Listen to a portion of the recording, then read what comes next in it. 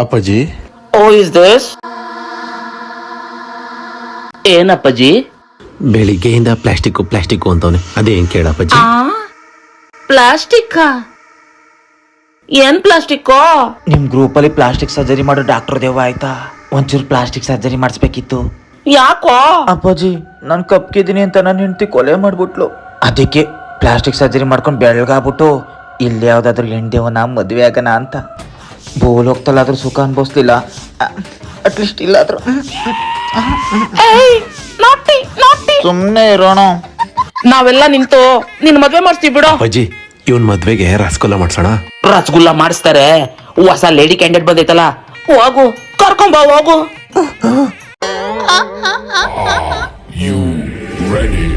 ಓಕೆನಾ?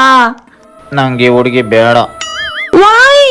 ಹುಡುಗಿ ಸ್ವಲ್ಪ ಕಪ್ಪು ಬಿಳಿ ಬಿಳಿ ಅಂತ ಹೋಗಿರೋದ್ಕೆ ನಿನ್ ಹೆಂಡತಿ ಗಿಳಿ ತೋರ್ಸಿರೋದು.